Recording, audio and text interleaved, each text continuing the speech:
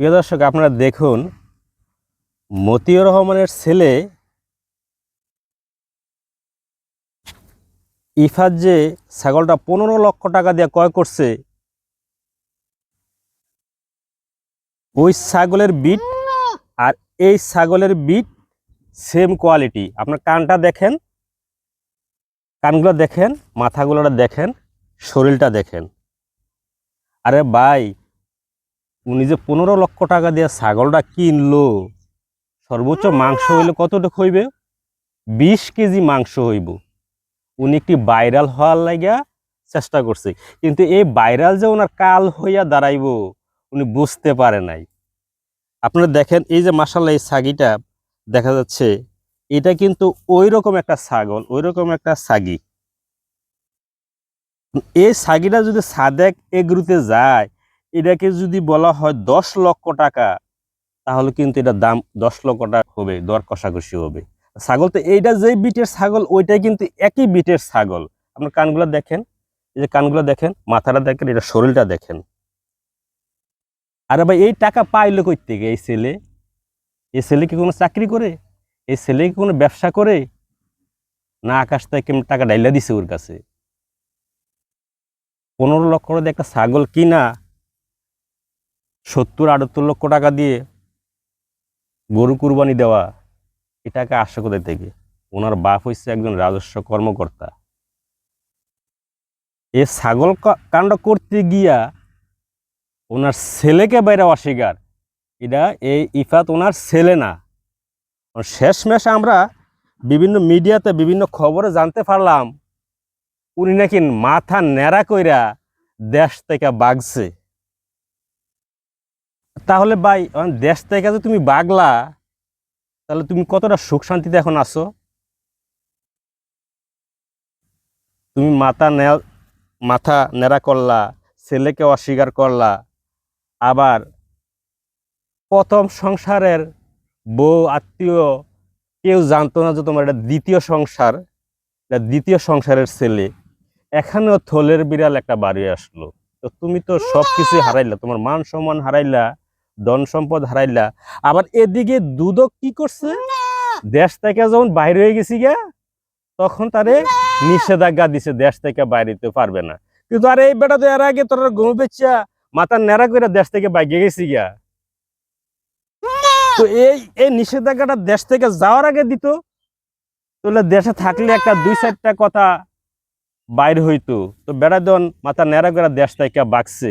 আরে ভাই, যে সকল ভাইয়েরা দুর্নীতি করে টাকা পয়সা ইনকাম করতেছ, তো লাভ কি? কানাডা গিয়ে বেগম ফাড়ায় বাড়ি গাড়ি করতেছ, তো ওইখানে তুমি 3 মাসে, 2 মাসে, 1 মাসে, 15 দিনও থাকতে পারো না। সুইস ব্যাংকে টাকা পয়সা রাখতেছ, মৃত্যুর আগে ওইখান থেকে একটা টাকা উড়ে আনতে পারতেছ না। বা তোমরা কি দেশপ্রেমিক?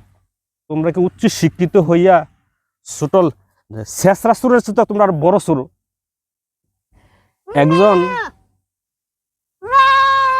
একজন শ্রমিক 10,000 টাকা ইনকাম করে, তার শরীরের গাম, মাথার গাম মাটিতে পড়ে, সে না প্রকৃতি দেশপ্রেমিক? তুমি দেশপ্রেমিক কিভাবে হইলা? তুমি দেশের টাকা চুরি বাটপারি কইরা বিদেশে পাচার করলা। আর এরা যে এত টাকা ইনকাম করে, ছেলেমেয়েরা যে টাকাগুলো কি করবে? কিছু একটা খরচ করে তো দেখাইতে হইব। ভাইরাল হইতে গিয়ে নিজে বেনিশ হয়ে গেল গা। তা আমরা দেখলাম, এক পুলিশের বড় কর্মকর্তাকে দেখলাম, মতিউর রহমানকে দেখলাম, আরো অনেকের নাম আসতেছে। এখন মনে কে দুর্নীতি করে বেশি টাকা পয়সা ইনকাম করে কেউ মনে সুবিধা মতো থাকতে পারতো না। বর্তমান যে পরিস্থিতি আমরা দেখতে পারতেছি, যে মতিউর রহমান যে হাতে যে গড়িটা ইউজ করে, এই গড়িটার দাম না কি বলে লক্ষ লক্ষ টাকা। আর উনি তো মাসিক বেতন ওনার 70,000 থেকে 80,000 টাকা। তো এত এত লাক্সারিয়াস গড়ি, এত দামি ব্র্যান্ডের গড়ি কিভাবে ব্যবহার করে? তো বর্তমান সময়ে মিডিয়াদেরকে অনেক ধন্যবাদ দিতে হয়। আজকে তারা এই সকল জিনিসগুলা খুঁজা বাইর করছে। খুঁজা বাইর করার ফলে এই সকল ব্যক্তিদের মুখ উন্মোচন হয়ে গেছে। আরে ভাই, বিদেশে টাকাটা পাচার না করে দেশে ইনভেস্ট করেন, দেশে মিল ফ্যাক্টরি করেন, দেশের বেকার সমস্যা কমান। দুর্নীতি করে লাভ কি? এই জীবনটা কয় দিনের জন্য?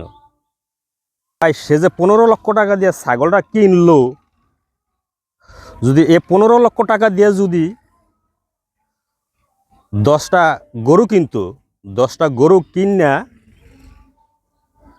এগুলোকে জবাই করা, এলাকার যে মানুষগুলো আছে যারা গরু কুরবানি দিতে পারে নাই, গরুর মাংস খাইতে পারে নাই, তাদেরকে যদি বন্টন করে দিত, তাহলে তো ওইসব মানুষগুলো দোয়া করলে দোয়াটা তো কাজে লাগতো। যে ছাগল 20 কেজি একটা ছাগল মাংস হবে, ওই ছাগলটা 15 লক্ষ টাকা দিয়া উনি ক্রয় করছে ভাইরাল হওয়ার লাইগা। আসলে মানুষের দোয়াটা হচ্ছে বড় দোয়া।